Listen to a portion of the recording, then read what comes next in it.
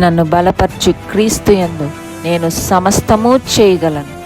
దేవుడు మన పక్షమునుండగా మనకి విరోధి ఎవడు? ఆమేన్, ఆమేన్.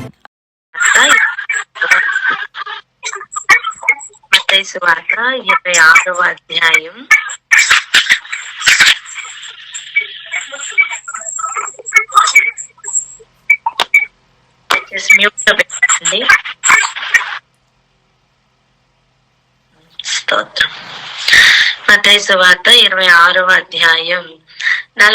41-42 వచనాలు చదువుకుందాం.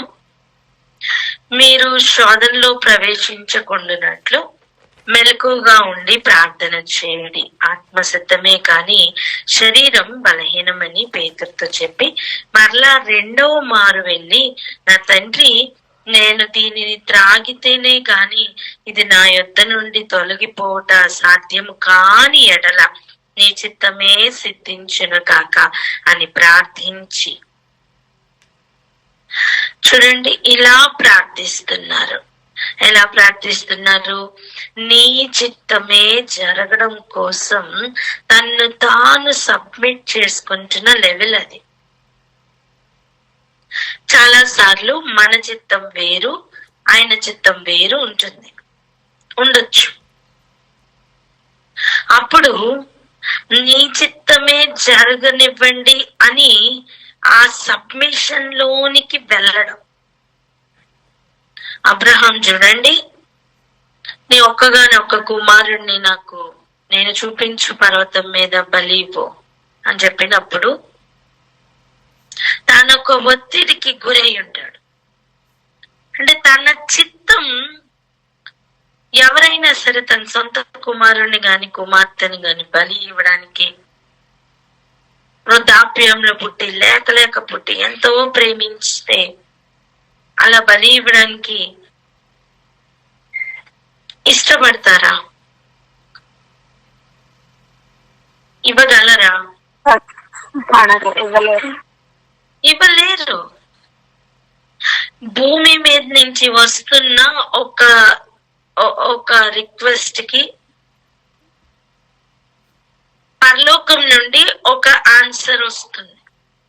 భూమి మీద నుండి ఒక యాక్షన్ కి పరలోకం నుండి ఒక రియాక్షన్ కూడా వస్తుంది. భూమి మీద నుండి పెడుతున్న ఒక మొరకు పరలోకం నుండి ఒక సమాధానం వస్తుంది. అలా ప్రస్తుతం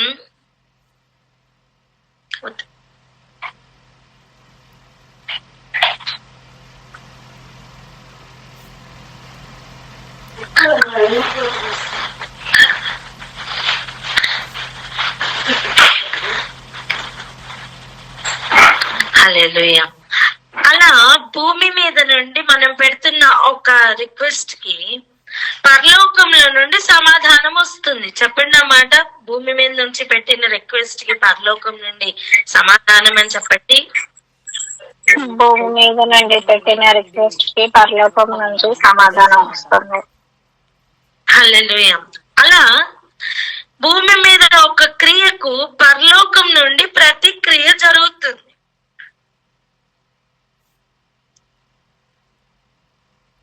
అలా భూమి మీద నుండి అబ్రహాం తన కుమారుని ఇవ్వడానికి వెనుక తీయలేదు గనక పరలోకం నుండి కూడా తన కుమారుణ్ణి వెనుక తీయక ఆయన ఇచ్చి ఉన్నారు. ఆమేన్.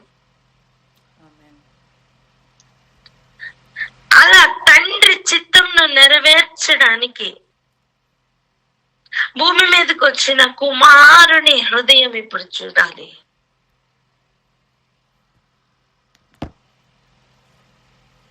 ఆయన వెళ్తున్న ఆ ఒత్తిడి, ఆ ప్రెషర్ గుండా చూడండి ఆ హృదయం.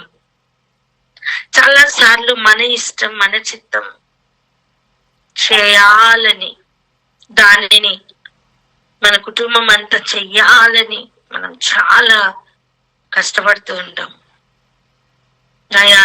భయాను ఏదో ఒక విధంగా మన మనసులో ఉన్నది జరగాలని చాలా కష్టపడుతూ ఉంటాం. కానీ ఇక్కడ యేసు ప్రభు చేస్తున్న ప్రార్థన అది కాదు. ఆయన చేస్తున్న ప్రార్థన విన్నారా?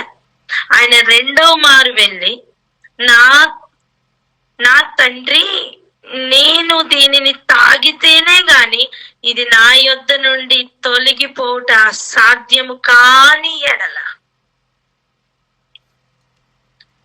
నిజంగా ఆయన దగ్గర ఒక గిన్నె, దాంట్లో ఏదో పోసి ఉన్నదా? అదా ఈ గిన్నె తొలగించమంటే అర్థం? అదా కాదు. ఆయన ముందున్న కాలంలో ఆయన చేయవలసిన కార్యాలు ఆ పాత్రలో ఉన్నాయి. ఆయన వెళ్ళవలసిన సిలువ, ఆయన వెళ్ళవలసిన ఆ మార్గం ఆయనకి ముందే ఎరిగి ఉన్నారు. దానిని సాధ్యమైతే తప్పించమని అడుగుతూనే, లేదు ప్రభా, నీ చిత్తంలో అది జరుగుట సాధ్యము కాదు, ఇంకా ఇది చేయవలసిందే అని ఉంటే ఓకే కానివ్వండి అని అడుగుతూ ఉన్నారు. ఏం చూపిస్తున్నారు? మాదిరి చూపిస్తున్నారు. చెప్పండి, ఏం చూపిస్తున్నారు? మాదిరి చూపిస్తున్నారు. మాదిరి చూపిస్తున్నారు. నేనే మార్గం, సత్యం, జీవం అని చెప్పిన యేసయ్య తన ఇష్టం కాదు, తండ్రి యొక్క ఇష్టంను నెరవేరుస్తూ మాదిరిగా నిలబడుతున్నారు. ఈరోజు మనం మన ఇష్టం నెరవేర్చుకుంటున్నామా? తండ్రి ఇష్టం నెరవేర్చుకుంటున్నామా? రెండవది, అసలు నీకేం కావాలో నీకు తెలుసా? నీ తండ్రికి ఏం కావాలో నీకు తెలుసా? ఎప్పుడైతే తండ్రికి మన యొద్ద నుండి ఏం కావాలో తెలుసుకుంటామో అప్పుడు మనకు అర్థం అవుతుంది మనం ఇప్పటి వరకు వచ్చిన మార్గం అంతా తప్పే అని. తండ్రి చిత్తంలో నడవలేదని అర్థమవుతుంది, ఆపోజిట్ లో పనిచేస్తున్నామని అర్థమవుతుంది. అప్పుడే మనస్సు మారుతుంది, బ్రతుకు మారుతుంది. ఆయన చేతిలోనికి వెళ్ళడం, ఆయన గిన్నెలోని త్రాగడం, ఆయన చిత్తమే ఆహారంగా మార్చుకొని దానినే భుజించడం లేదా దానినే చెయ్యడం అనే కార్యం మనలో మొదలవుతుంది. నువ్వు ఆ కనెక్షన్ లోకి రాకుండా ఆయన చిత్తం ఏంటో ఎలా తెలుస్తుంది?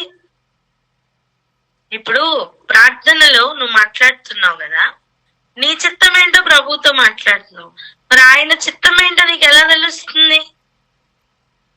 యేసు ప్రభు వారు తండ్రితో ఎప్పుడు ఆ హాట్ లైన్ కనెక్షన్ లో ఉండేవారు.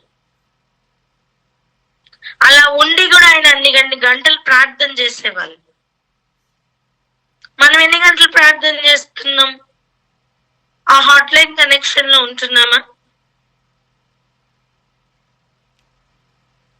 ఇక్కడనే ఆగి ఒకసారి ప్రార్థన చేసుకుందాం. నీ చిత్తం జరగడానికి నేను ఎంత సబ్మిషన్ లోనికి వెళ్ళాలో అంతగా నన్ను లొంగదీయమని ప్రార్థన చేద్దాం. ప్రార్థన చేయండి ఎవరైనా. మహోన్నతుడ, పరిశుద్ధుడ తండ్రి, స్తుతి స్తోత్రం స్తోత్రం స్తోత్రంలయ వందనాలు చెల్లించుకుంటున్నాం తండ్రి, స్తోత్రంలో. అవునా జన తండ్రి ప్రభా, ఆయన భూమి మీద పెట్టిన వరకు పరలోకం నుంచి సమాధానం దయచేస్తున్న తండ్రి, స్తోత్రం. పరలోకం నుంచి నాయన తండ్రి ప్రభా, భూమి మీద నుంచి వెళ్ళినటువంటి యాక్షన్ కి రియాక్షన్ మనం చేస్తున్నాం తండ్రి, మీకు వందనాలు, స్తోత్రంలో. ఆయన నా ప్రభా, మా ఇష్టమే మేము నెరవేర్చుకున్నామేమో, ఆయన ఈ సినిమా వరకు నా తండ్రి ప్రభా మా చిత్తమే మేము జరిగించుకున్నామేమో తండ్రి, మమ్మల్ని క్షమించండి ప్రభా. నీ చిత్తం నెరవేర్చడానికి, నీ ఇష్టం ఏంటో తెలుసుకోవడానికి, అసలు మీకు ఏం కావాలో మేము తెలుసుకోవడానికి ఆయన తండ్రి ప్రభా మమ్మల్ని సిద్ధపరచమని ప్రార్థిస్తున్నామయ్యా. ఆయన మీ చిత్తం జరిగించడానికి ఎంత సబ్మిషన్ కావాలో మమ్మల్ని అంతగా లొంగదీయమని ప్రార్థిస్తున్నామయ్యా.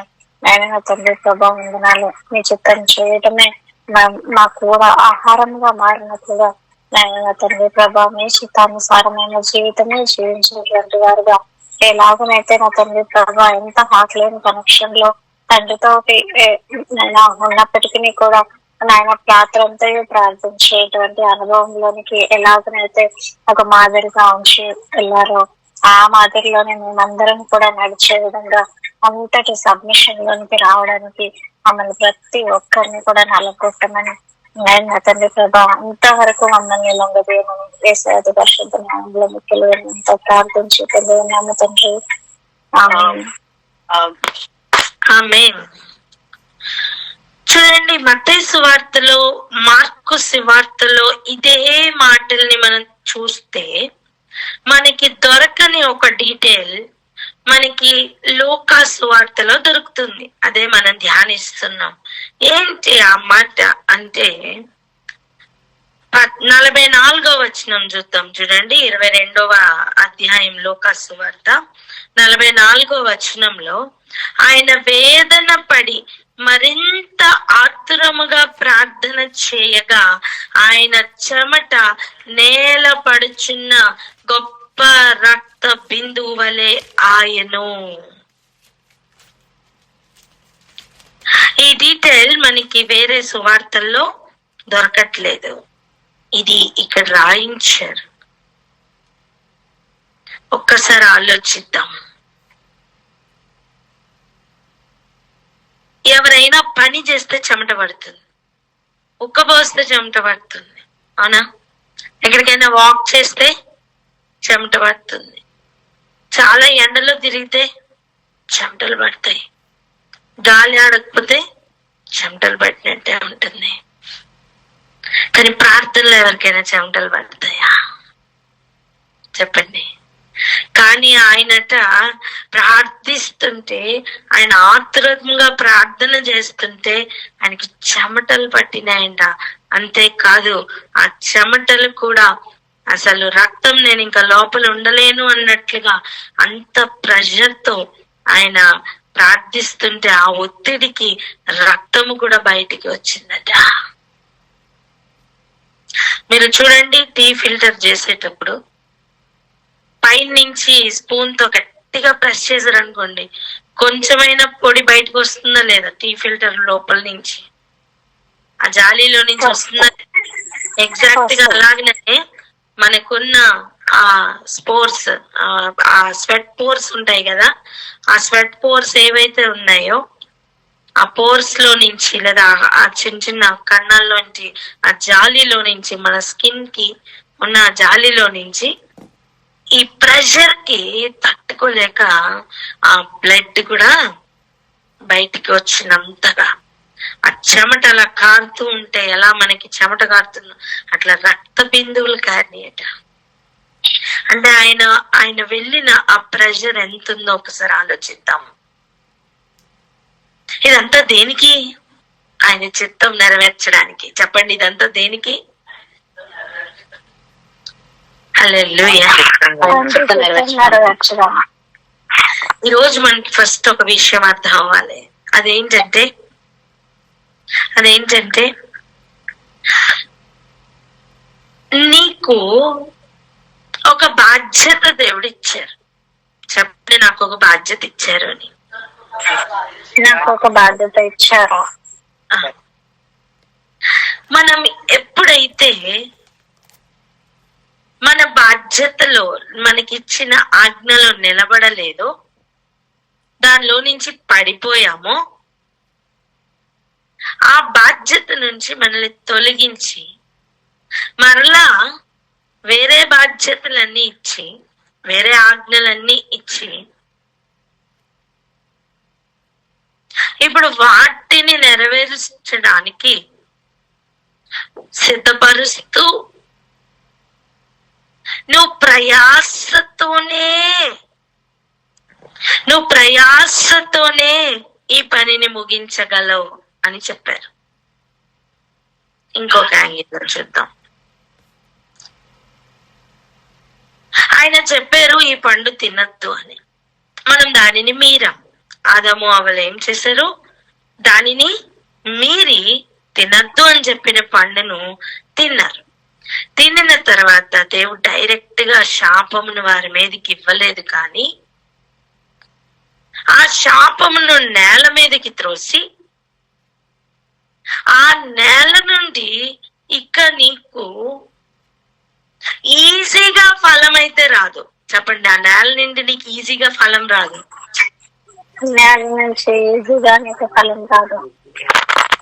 కానీ నువ్వు కష్టపడితే, నువ్వు శ్రమ పడితే, నువ్వు చెమటోరిస్తే నీకు ఫలం వస్తుంది. మీకు అర్థమైందా?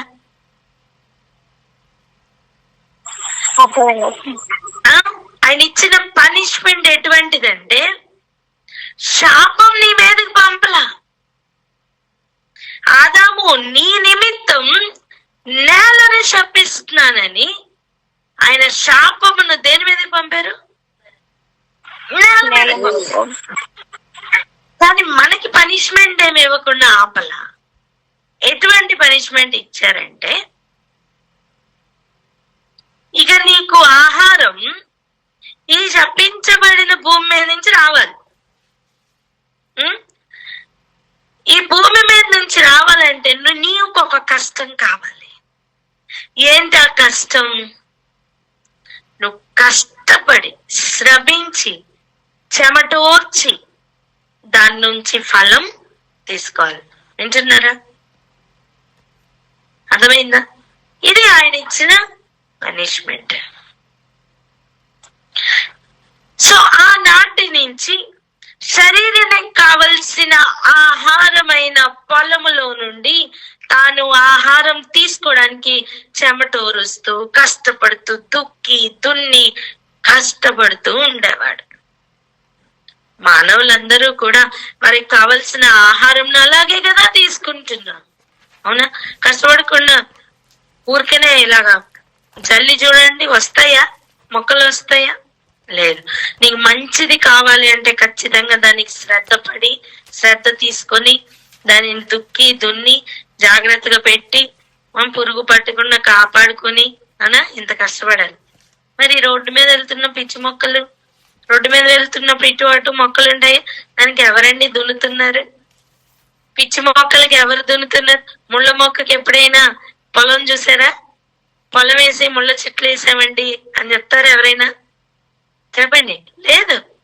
నువ్వు ఏం చెయ్యకపోతే ముళ్ళ పొదలు ఆటోమేటిక్ గా వచ్చేస్తాయి. నువ్వేం చేయకపోతే ముళ్ళ పొదలు ఆటోమేటిక్ గా, మరి ఆటోమేటిక్ గా మంచివి కూడా రావచ్చు కదా. మీకు అర్థమైందా? రాదని చెప్పండి. నువ్వు శ్రమపడి, నువ్వు చెమటోర్చి, నువ్వు కష్టపడి, నువ్వు ప్రయాస పడితే మాత్రమే మంచిది బయటకు వస్తుంది. అర్థమైందా? ఎగ్జాక్ట్ గా అది అన్ని విషయాల్లో అప్లై అవుతుంది. పిల్లలు చూడండి, ఆటోమేటిక్ గా స్వభావం చెడ్డదే ఉంటుంది. కానీ నువ్వు మంచిగా నేర్పించి, కొంచెం కష్టపడి, కొంచెం శ్రద్ధ తీసుకొని వారికి నేర్పిస్తూ చెప్పుతూ చెప్పుతూ చెప్పుతూ ఉండగా వారి ప్రవర్తనలో మార్పు వస్తుంది. నువ్వు వదిలేస్తే ఆ ఆరోగెన్సీ ఎక్కువైపోతుంది. అవునా? నేనేం చేయలేదండి కానీ వాళ్ళు మంచి వాళ్ళండి అన్న వాళ్ళు ఎవరైనా ఉన్నారా? లేదు. నువ్వు కష్టపడకుండా, నీకు ప్రయాస పడకుండా నీకేది ఫలితం రాదు. చెప్పండి ఆ మాట చేపట్టుకొని. నువ్వు కష్టపడకుండా, ప్రయాస పడకుండా నీకే ఫలితం రాదు. అర్థమైందా? ఇప్పుడు యేసు ప్రభు వారు ఇక్కడ కారుస్తున్న చెమట, ఇక్కడ కారుస్తున్న ఈ రక్తం బిందువులు, ఈ ప్రెషర్ మొత్తం దేనికి అంటే ఆయన భూమి అనే ఫలం, భూమి అనే ఈ శపితమైన ఈ భూమి నుండి ఒక ఫలమును కోరుకుంటున్నారు. చెప్పండి, ఏం కోరుకుంటున్నారు? ఫలమును కోరుకుంటున్నారు. అది ఏం ఫలం అని మనకి ఈరోజు అర్థం అవ్వాలి. చెప్పండి అన్నమాట. అది ఏం ఫలం అని అర్థం అవ్వాలి. ఆమేన్. అర్థం అవ్వాలా వద్దా? ఇది అర్థం చేసుకోవడానికి మనం ఇప్పుడు యోహాను సువార్తకు వెళ్తున్నాం. అసలు ఆయన ఎందుకు అంతగా చెమట ఓర్చి, ఆయన ఈ పంట నుంచి ఏం కోరుకుంటున్నారు, అసలు ఈ పంట ఏంటి? అర్థమైందా? చూడండి, యోహాను సువార్త 13వ అధ్యాయం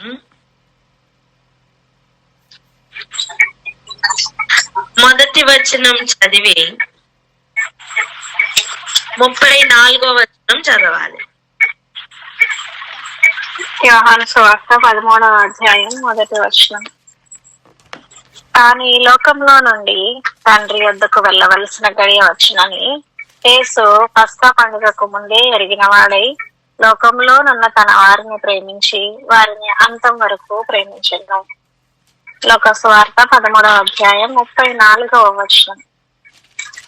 మీరు ఒకరినొకరు ప్రేమింపవలెనని మీకు కొత్త ఆజ్ఞ ఇచ్చుచున్నాను, నేను మిమ్మల్ని ప్రేమించినట్టే మీరును ఒకరినొకరు ప్రేమింపవలెను. హల్లెలూయా. సో ఇప్పుడు ఆయన ఏ ఫలం మన నుంచి కోరుకుంటున్నారు? ఈ భూమి నుంచి ఆయనకి ఏ ఫలం కావాలి అంటే ప్రేమ. చెప్పండి, ఏ ఫలం? ప్రేమ. అర్థమైందా? మొదటి ఆదాం ప్రయాస మొత్తం సూర్యుని కింద శరీరం కొరకు. చెప్పండి, దేని కొరకు? శరీరం కొరకు. కానీ కడపటి ఆదాం ఈ భూమి మీద పడిన ప్రయాసం మొత్తం ఆత్మ కొరకు. దేని కొరకు? ఆత్మ కొరకు. అర్థమైందా? అప్పుడు తను విత్తినది, తను కోసినది మొత్తం శరీరానికి సంబంధించిన ఆహారం. ఎవరు? మొదటి ఆదాం. కడపటి ఆదాం అంటే యేసయ్య విత్తినది, కోయడానికి అడుగుతున్నది మొత్తం ఏంటంటే ఆత్మకు సంబంధించిన ఫలం. చెప్పండి, ఆత్మకు సంబంధించిన ఫలం అని. ఆత్మకు సంబంధించిన ఫలం. ఈ ఫలమే ప్రేమ. చెప్పండి, ఏంటి? ఈ ఫలమే ప్రేమ. ఇప్పుడు చదవండి, 1 కొరింథీయులకు రాసిన పత్రిక 14వ అధ్యాయం 1వ వచనం. 1 కొరింథీయులకు రాసిన పత్రిక 14వ అధ్యాయం 1వ వచనం. ప్రేమ కలిగి ఉండుటకు ప్రయాసపడుడి, ఆత్మ సంబంధమైన వరములను ఆసక్తితో ఆపేక్షించుడి, విశేషముగా మీరు ప్రవచన వరము ఆపేక్షించుడి.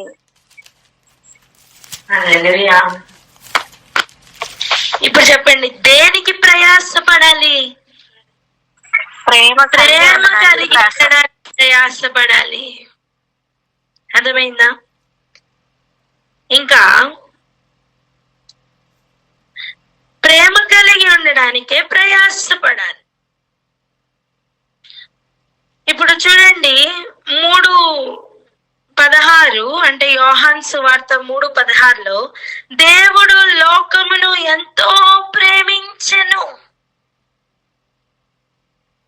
అందుకే ఆయన ఏం చేశారట? తనకు ఒక్కగానొక్క కుమారుడు అనగా అద్వితీయ కుమారుడు అంటే ఏంటి? ఒక్కగానొక్క కుమారుడుగా పుట్టిన వాని యందు విశ్వాసముంచు ప్రతి వాడును నశించిపోకూడదని, నిత్య జీవం పొందాలని ఆయనను అనుగ్రహించెను. అర్థమైందా? ఇప్పుడు దేవుడు లోకమును ప్రేమించి ఎవరిని ఇచ్చారు? కుమారుని ఇచ్చారు.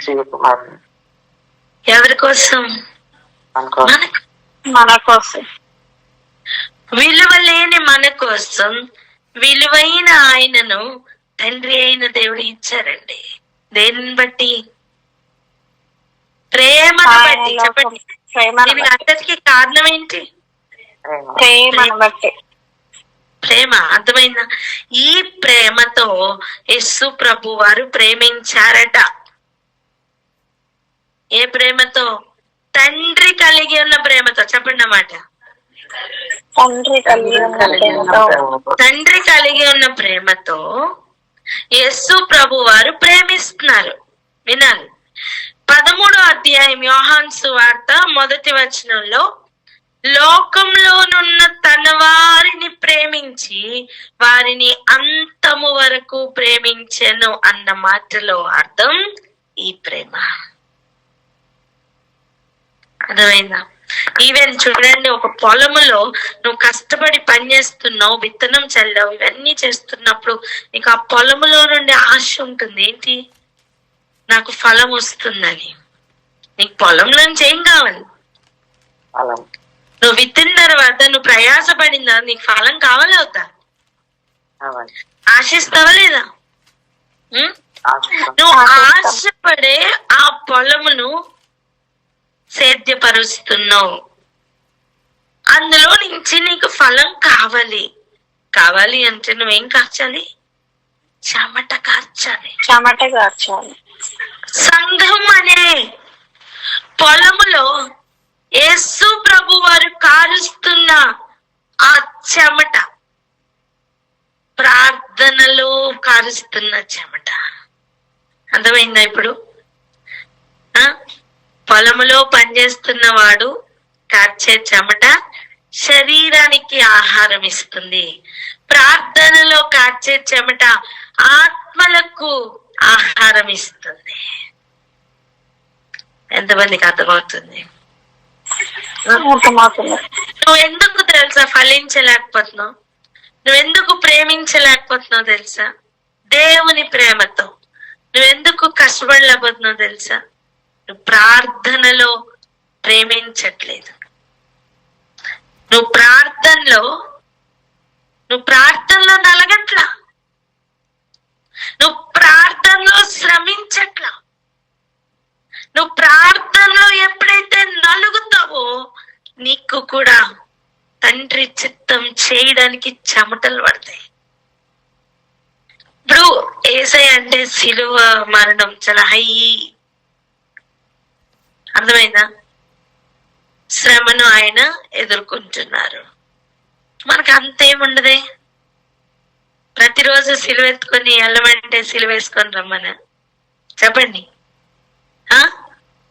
సిలువేసుకున్న ఊరేసుకున్న చావమన అర్థం చెప్పండి. కాదు కదా?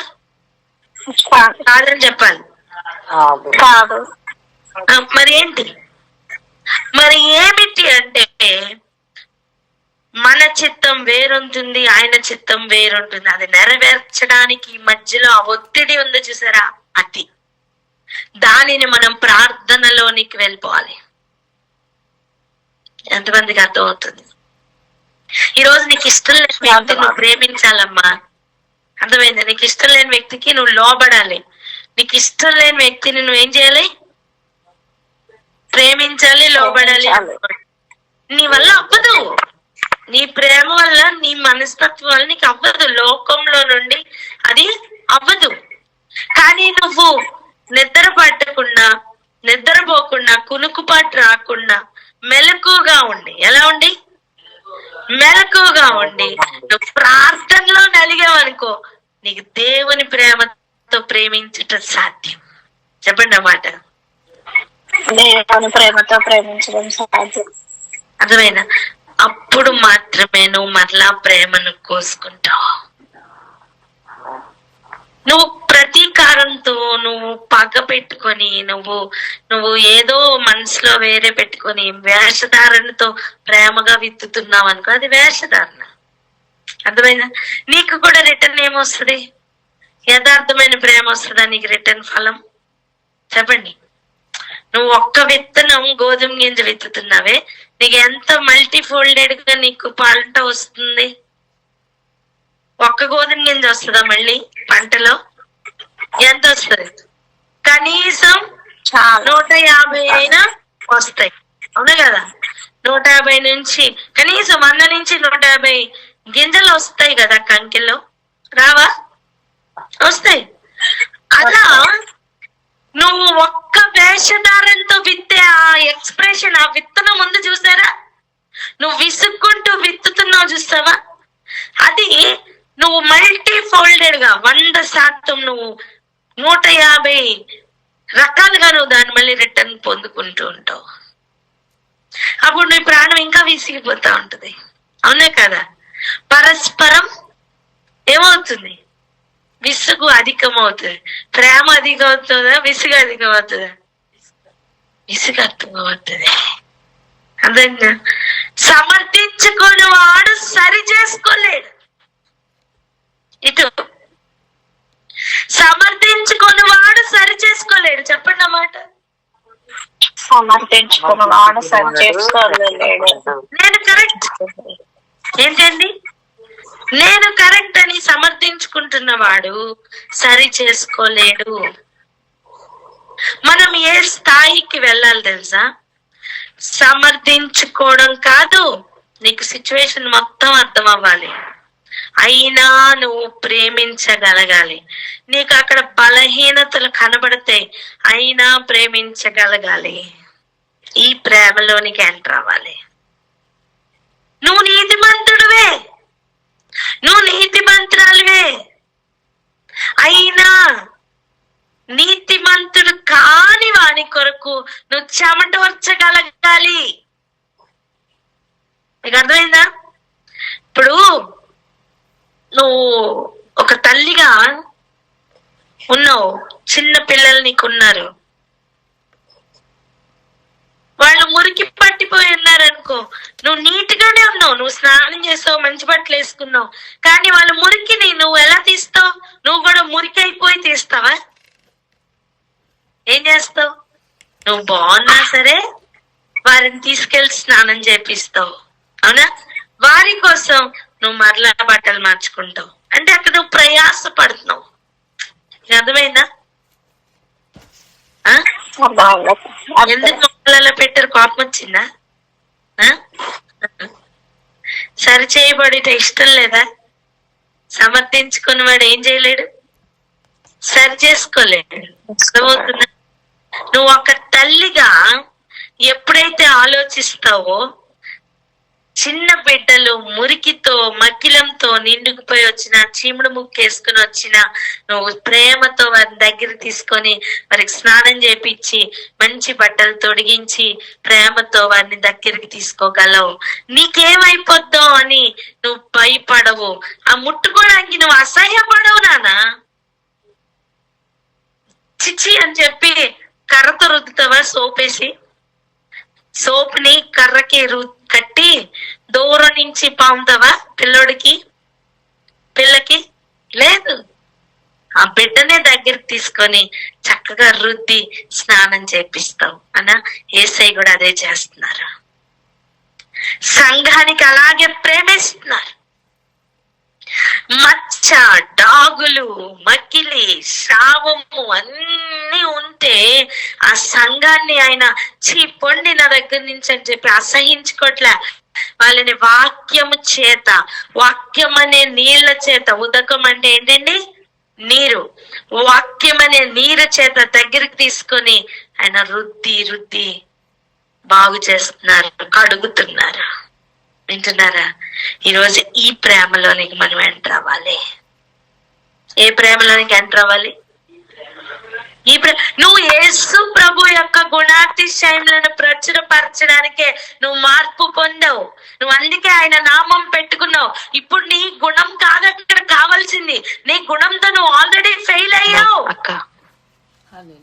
ఇప్పుడు కావాల్సింది ఆయన గుణం. ఆయన గుణం ఏంటి?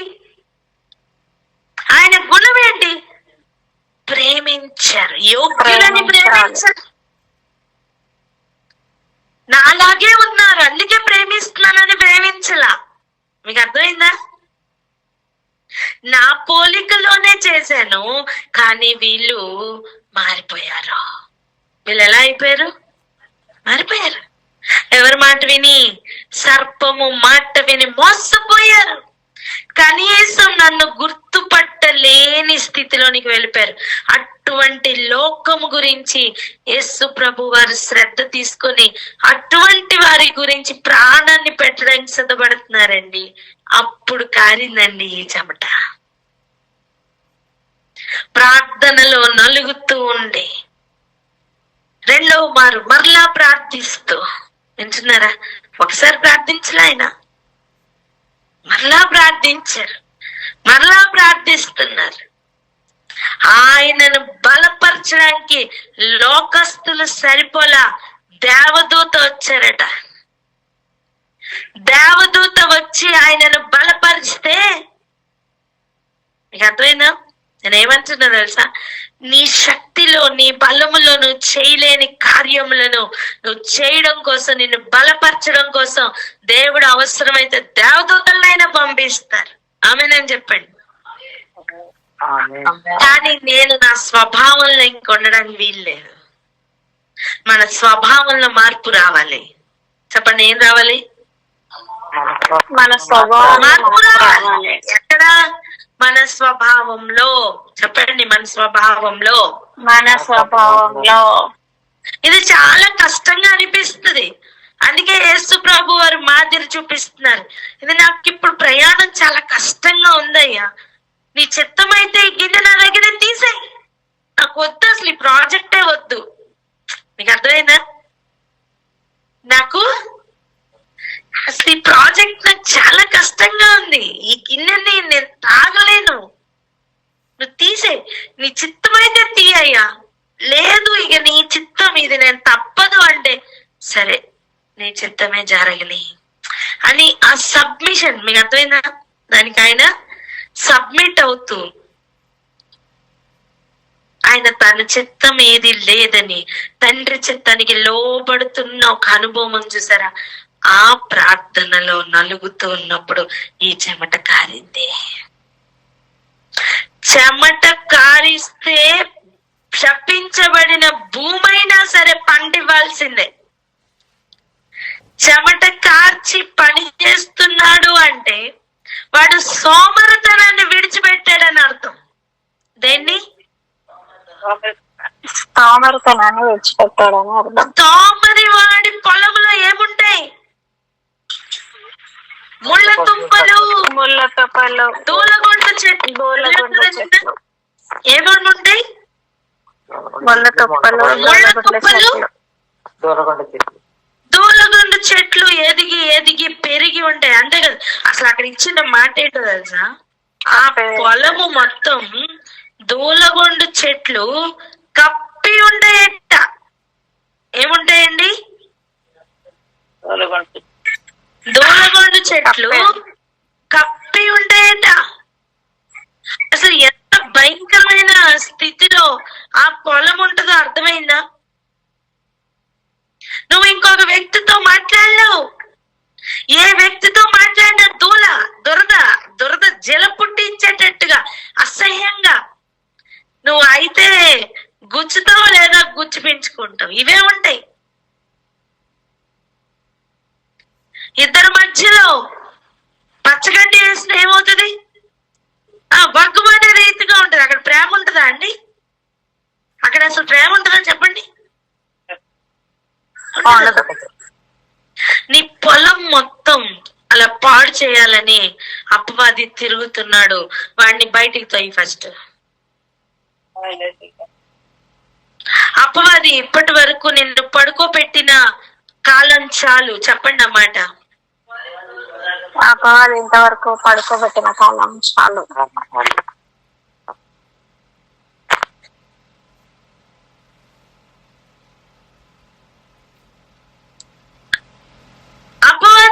అపవాదం చూసి భయపడద్దు. చెప్పండి, అపవాదం చూసి భయపడద్దని. అపవాదం చూసి భయపడద్దు. నేను ఒక మాట చూపించాలి, చూడండి. 22వ అధ్యాయం సామెతలు 13వ వచనం చదవండి.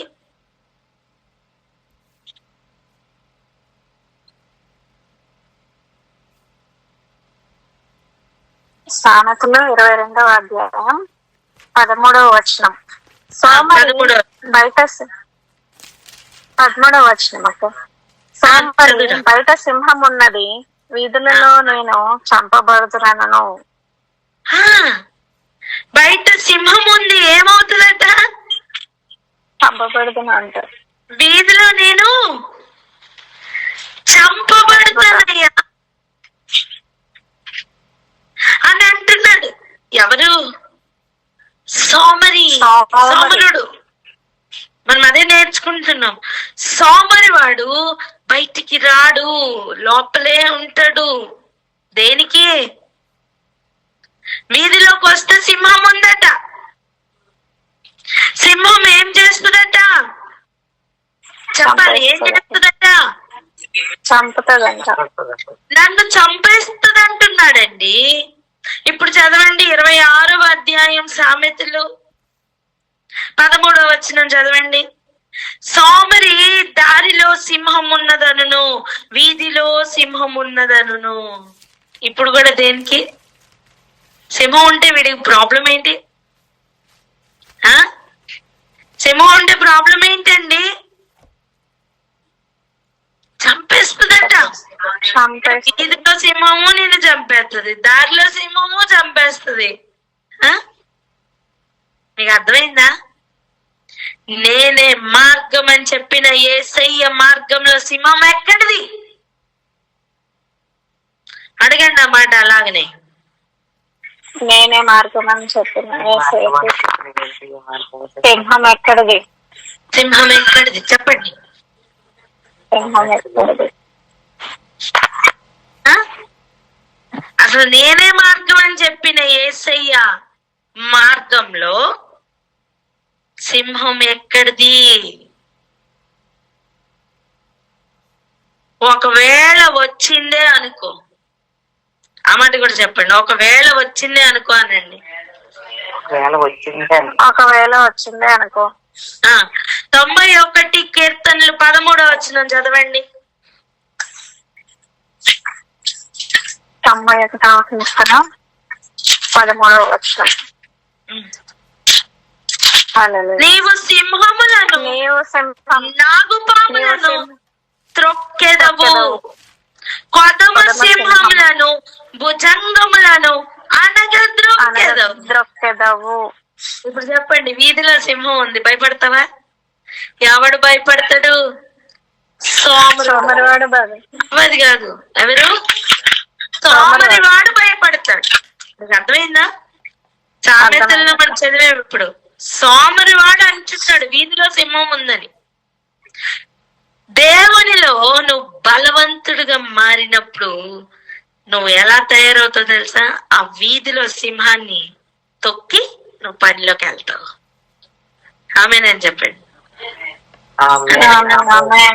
పదమ సింహం నించుండే కూడా నువ్వు దాన్ని అనగా తొక్కి నువ్వు పనిలోకి వెళ్తావు.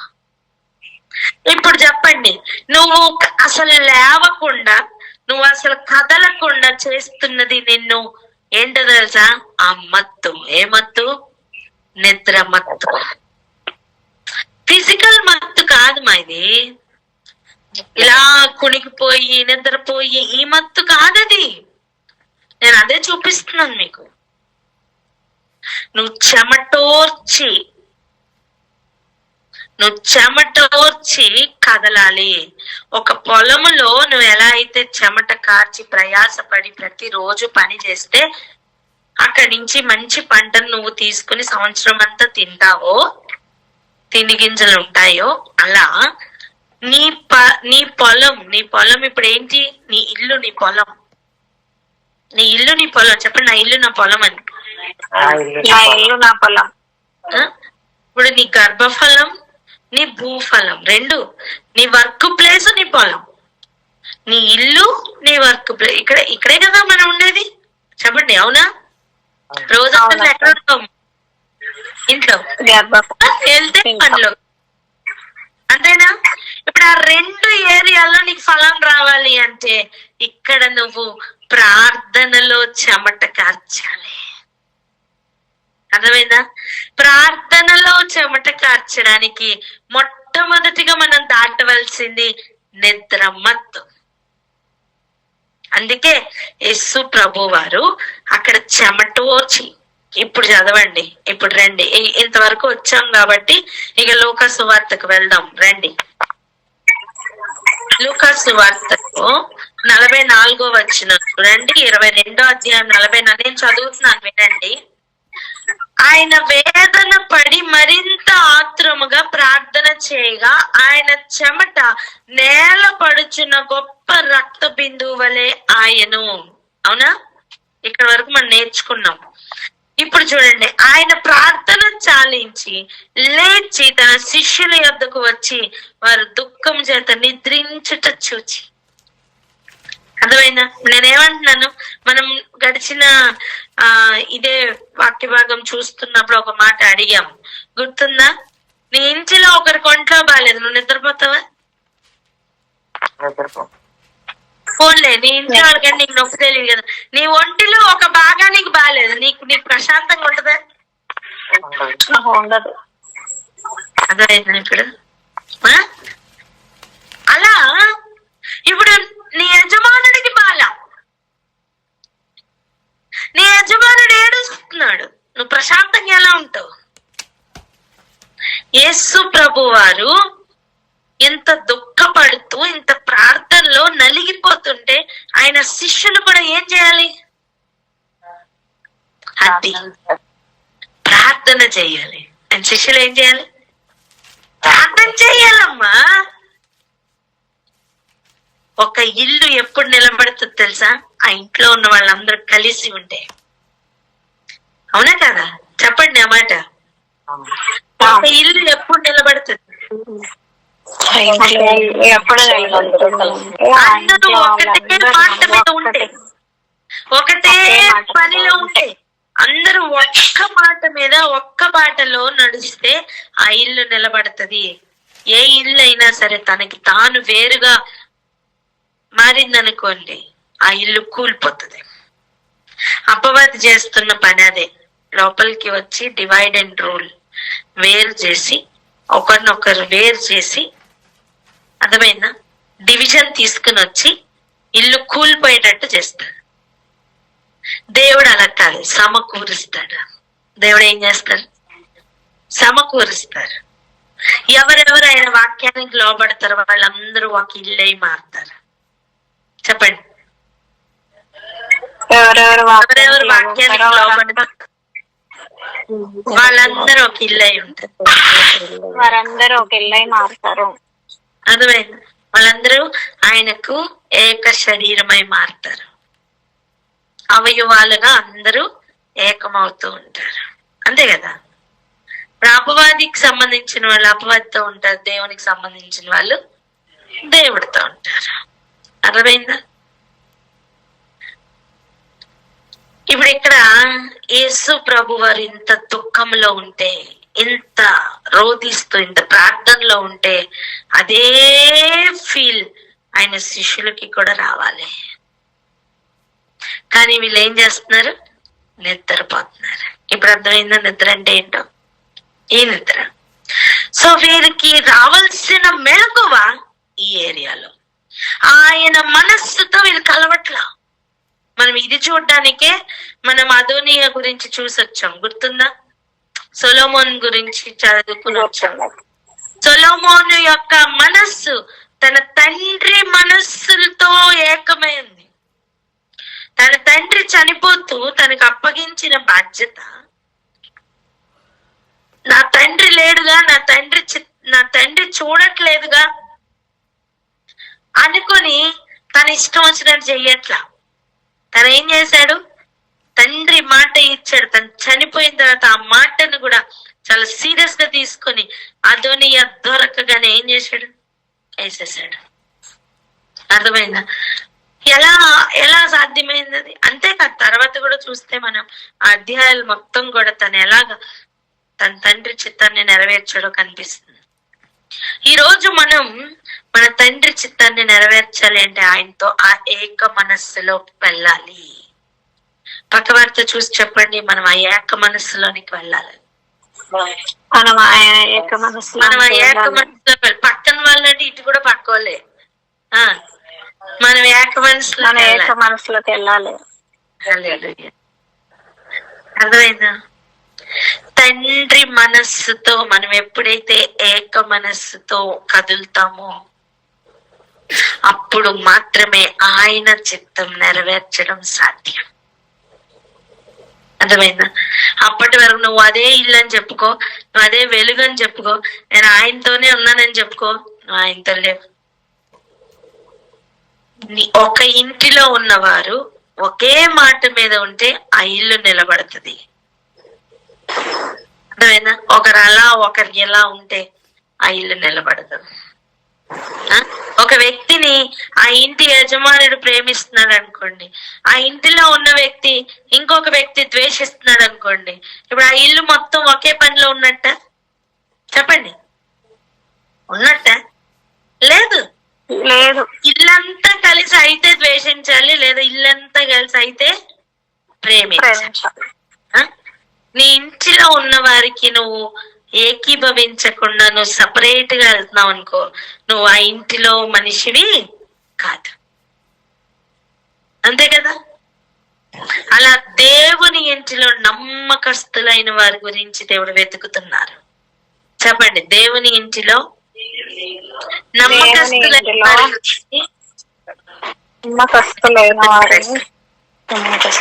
వారిని ఆయన వెతుకుతున్నాడు. అందుకే మనం 3 విషయాలను ఖరారు చేసుకోవాలి. ఒకటి పిలుపు, చెప్పండి. 2 ఏర్పాటు, 3 నమ్మకం. నువ్వు వస్తానంటే రావాలంతే, నువ్వు రాను అంటే రావద్దు. నీ మాట అవునంటే అవును, కాదంటే కాదన్నట్టుగా ఉండాలి. అర్థమైందా? నువ్వు చేస్తానంటే చెయ్యాలి. నువ్వు ప్రార్థన చేస్తానని ఒప్పుకున్నావా? చెయ్యి. అర్థమైందా? దాని లోపల నువ్వు కార్చే రక్తం కార్చకుండా నిన్ను నిద్ర పెట్టే పరిస్థితులు ఉంటాయి, జాగ్రత్త. నిన్ను దారి మళ్లించే పరిస్థితులు ఉంటాయి, జాగ్రత్త. అప్పుడు నువ్వు తండ్రి చిత్తం నెరవేర్చలేవు నాన్న. నేను అంటాను, యేసు ప్రభు వారు మనకు ఒక మాదిరి చూపించారు. ఆయన గిన్నెలోనిది త్రాగడం కోసం, ఆయన చిత్తాన్ని నెరవేర్చడం కోసం ఆయన ఎట్టి రీతిగా ప్రార్థించాలో మనకి మాదిరి ఉంచి వెళ్ళారు. ప్రేమ కలిగి ఉండడం ప్రయాసమే, ప్రయాసతో కూడిన పనే. అర్థమైందా? ప్రేమ కలిగి ఉండడం అంత ఈజీ కాదండి, అంత ఈజీ కాదు. నీ మనస్సును పొల్యూట్ చేయడానికి నీకు అనేక పరిస్థితులు ఉంటాయి. అప్పుడు కంటిన్యూస్ చెప్తూ ఉంటాడు, చూసావా నీ గురించి మాట్లాడుతుంది, చూసావా నిన్నే అన్నారు, చూసావా అని ఎత్తు పొడవడానికి వాడు ఎప్పుడు పనిలోనే ఉంటాడు. నీకు అనవసరమైన నీ మనసు అంతా మార్చేయడానికి, నీ మనసులో లేనిపోనివన్నీ చక్కగా పాంగుడ్లు పెట్టినట్టుగా పెట్టడానికి వాడు ఎప్పుడు రెడీగానే ఉంటాడు. కోడి ఎన్ని గుడ్లు పెడుతుంది? అవునా? పాము ఎన్ని గుడ్లు పెడుతుంది? ఎన్ని? ఇంచుమించు 100 గుడ్లు పెడుతుంది అంట. 50 నుంచి 150 గుడ్లు దాకా పెట్టగలదట ఒక పాము. అంటే ఒక ఆలోచన కాదు, అన్ని ఆలోచనలు బుర్రలో పడేస్తే ఏదో ఒకటి పని చేసి మనం దారి మళ్ళించుకుని పోతాం. ఇదంతా ఇప్పుడు చూడండి, మీకు అర్థమైందా? పొలంలో అయితేనేమో ముళ్ళ తుప్పలు, దూలగొండ చెట్లు. మన మనసులో అయితేనేమో అనేకమైన ఆలోచనలు, దుస్తాలోచనలు, పిచ్చాలోచనలు. ఇవన్నిటికీ తావు ఇవ్వద్దు. చెప్పండి, ఇవన్నిటికీ తావు ఇవ్వద్దని. ఏం చేయాలి మరి? ఏం చేయాలి? అసలు మనం ప్రార్థనలో నలిగితే వీళ్ళెవ్వరికి ఛాన్స్ ఉండదు, ఈ పిచ్చి ఆలోచనలకి ఛాన్స్ ఉండదు.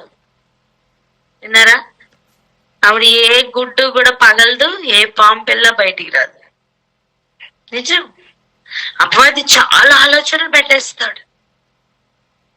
నీ వారు కాదని చూపిస్తాడు, నీ వారు కాని వారిని నీ వారని చూపిస్తాడు. నిజం. మీకు అర్థమైందా? యేసయ్య ఎవరు నా తల్లి, ఎవరు నా సహోదరులు? నా తండ్రి చిత్తము నెరవేరుస్తున్న వీరే, వాక్యం విని దాని ప్రకారం నడుస్తున్న వీరే నా తల్లి, నా సహోదరులు అన్నారా లేదా? అంటే ఆయనకు ఒక క్లారిటీ ఉంది. అర్థమైందా? ఇది నీకు కూడా అలా మారాలి. నీకు ఎవరు తల్లి, ఎవరు సహోదరులుగా ఉండాలి తెలుసా?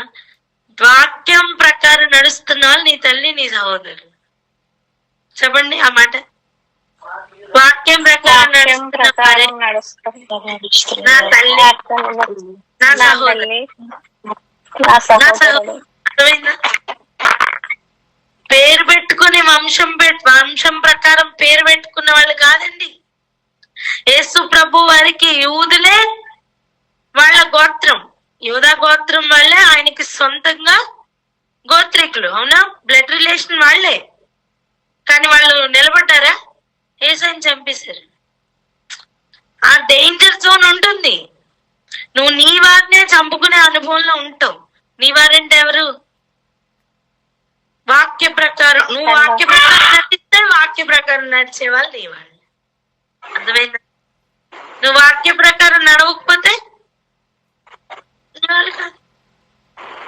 ఇవన్నీ గ్రహింపులోనికి రావాలి. ఎన్నో ఆలోచనలతో అపవాది అటాక్ చేయడానికి ప్రయత్నం చేస్తాడు. ఒక్కసారి వాడు గుడ్డు పెట్టాడంటే కనీసం 100 గుడ్లు మైండ్ లో రిలీజ్ చేసేస్తాడు. 100 ఆలోచనలు నేను లాక్కుపోవడానికి ప్రయత్నాలు చేస్తూ ఉంటాయి. ఒక్కదానికి ఛాన్స్ ఇచ్చావంటే నీ పని అవుట్. ఇవ్వద్దు. తండ్రి చిత్తం నెరవేర్చడానికి చెమట కారేంతగా ప్రార్థనలోనికి వెళ్ళు, మంచి జరుగుతుంది. అంటే తండ్రి చిత్తంలో ఉంటావు. మొదటి ఆదాము ప్రయాసముతో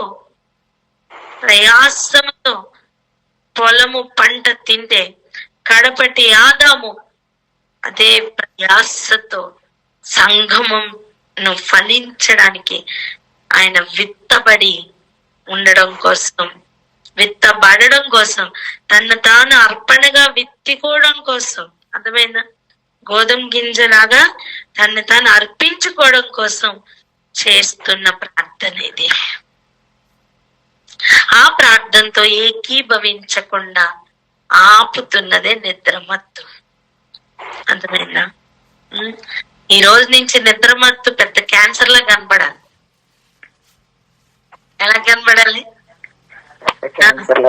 నువ్వు క్యాన్సర్ ని చూసి కాదు భయపడ్డావు, నిద్రమత్తుని చూసి భయపడాలి. అమ్మో నిద్రమత్తు వచ్చేసిందని భయపడాలి. ఏ మందులు వేసుకుంటా వేసుకో.